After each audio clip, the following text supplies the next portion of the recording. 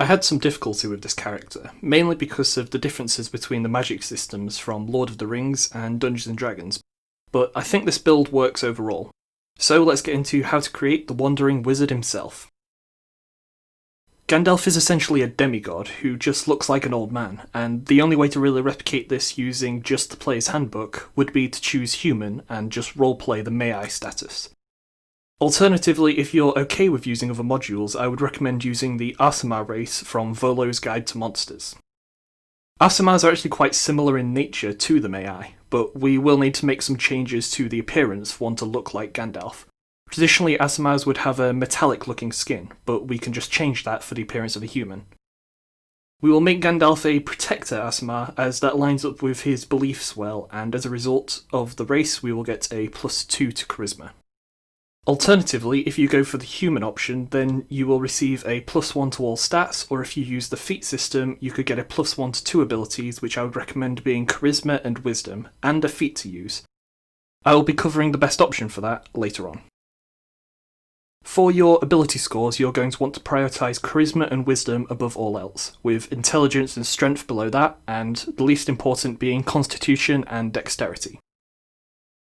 Choosing a class can be difficult for Gandalf because Middle-earth uses a soft magic system, whereas D&D does not. Because of this, I've gone for mainly support spells or buff spells. The few more aggressive spells I've selected are fire-based because Gandalf is wielder of the Flame of Annual, and we see Saruman cast Fireball, so we know it's possible for a May I to do that.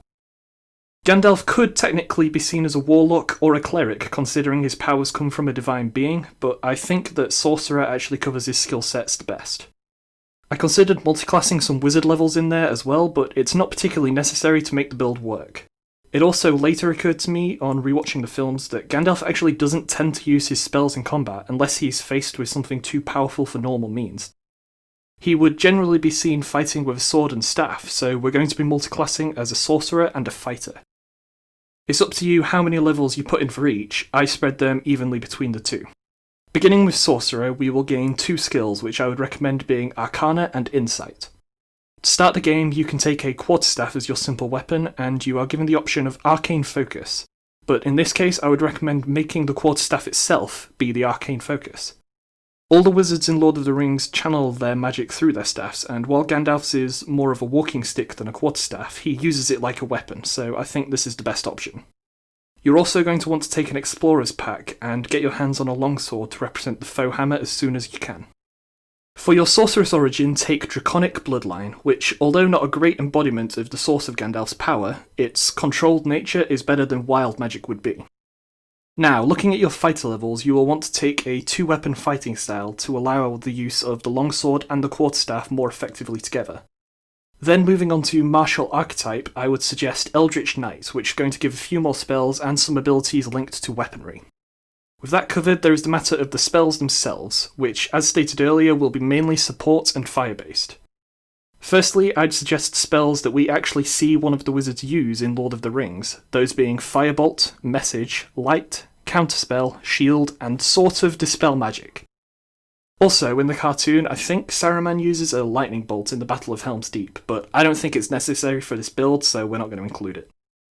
To fill up the rest of our spells, we will need to use our imagination a bit, but I think these spells fit well.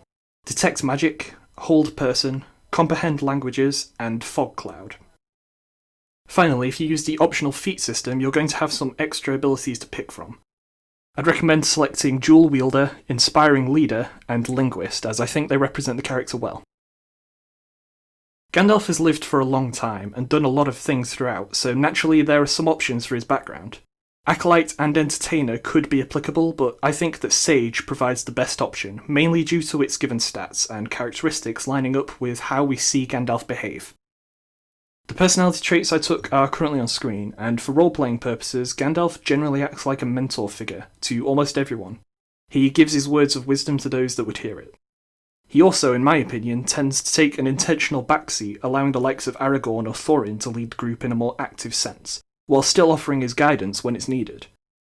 The alignment I would give to Gandalf is probably lawful good, but don't ask me to explain why. In previous videos of this kind, I've ended with a homebrew ability that I hope can add some more flavour to the character. In this case, however, I'm going for a homebrew item instead. The item is Naya, which is the name of Gandalf's ring, and is one of the 3 rings of power given to the elves by Celebrimbor. The ring prevents aging and gives an immunity to magical observation, except in the case of the One Ring. Naya also gives Gandalf a heightened ability to inspire others to resist tyranny and evil, which has already been covered by the feat we chose earlier. And finally, the ring is believed to have fire-based abilities. So with that in mind, the abilities I've made for the D&D version of this ring are a prevention of aging and a complete immunity to scrying or any other spells that could be used to observe the player from a distance.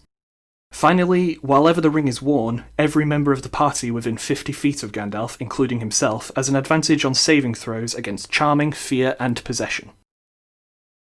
And so that's everything I have on creating this character. When I used him, he was at level 16, but realistically you could make Gandalf at whatever level you need for the game you're playing.